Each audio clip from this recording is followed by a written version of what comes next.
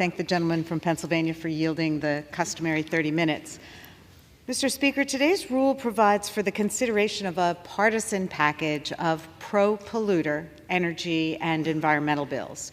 Half these bills have already been considered by the House last year, and the other half are toothless resolutions simply declaring a sense of Congress, albeit a partisan sense of Congress. A package like this is what we've come to expect from this Republican majority in the House. In the 118th Congress, Republicans can rarely find agreement with each other, let alone negotiate bipartisan legislation capable of being passed by both houses and signed into law by the president. So what we get, week in and week out, are old bills chopped up and repackaged to give Republicans something to talk about for the week, while we all wait for the next budget crisis deadline. Republicans have run the House for the past 15 months and have used that precious time not to lead, but to pick fights and air grievances. As my Republican colleague on the Rules Committee, the gentleman from Texas, keeps reminding us, House Republicans have nothing to show for their majority. They haven't done anything to address the most important issues confronting America. Let's look at the record of this feckless Republican majority thus far. House Republicans spent a month fighting with each other to pick a speaker, only to kick out Kevin McCarthy a few months later and spend another month selecting the current speaker. House Republicans brought the country to the brink of fiscal calamity to extort a budget deal that they then failed to honor. House Republicans walked out of a bipartisan deal to overhaul the immigration system after claiming it was their #1 priority. House Republicans are blocking bipartisan legislation to provide military aid to Ukraine and our allies. And House Republicans are blocking a funding package for increased border security. And although we hope to finish the 2024 budget this week, it is already 6 months late. All of which to say is this majority has done nothing. They've squandered their majority, they've squandered the country's time and taxpayer dollars, and they have nothing to show for it.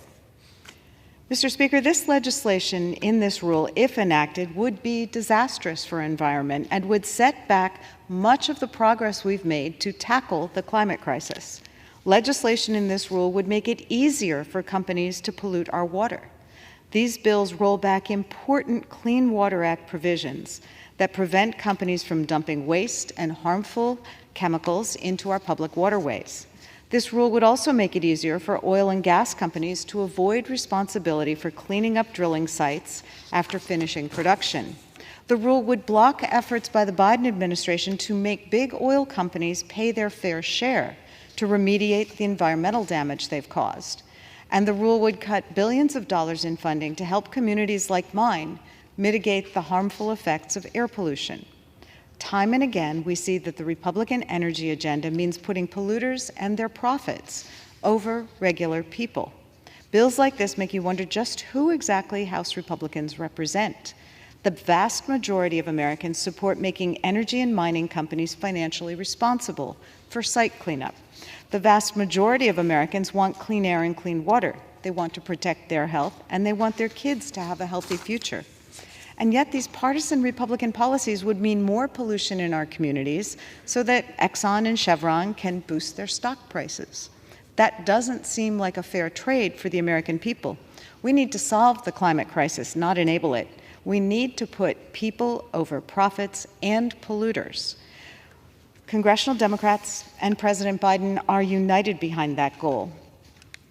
In stark contrast to our Republican colleagues, Democrats have passed landmark legislation to combat the climate crisis, grow domestic energy production, and bring our energy infrastructure into the 21st century.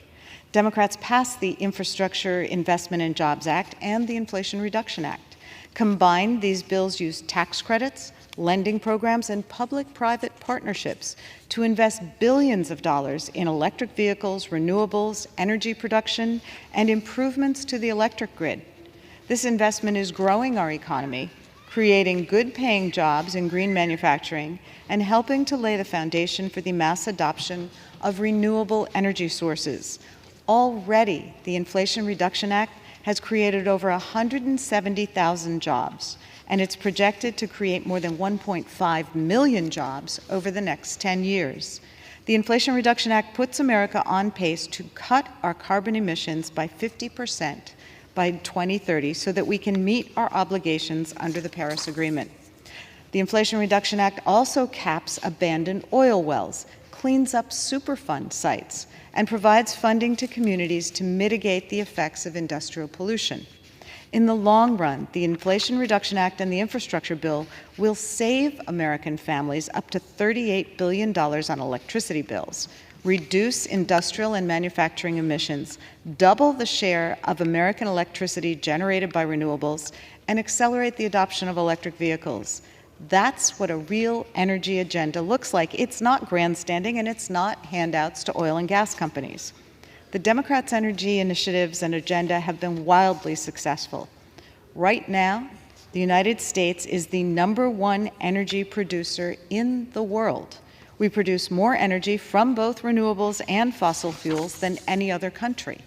This is directly translated into lower energy prices for Americans, more jobs, higher economic growth, and it's allowed us to provide natural gas to our allies in Europe who've been squeezed by belligerent Russia. Under President Biden's leadership, the United States is more energy independent today than at any time in our history. This is an amazing achievement and one that should be celebrated by this chamber. Mr. Speaker, I reserve the balance of my time.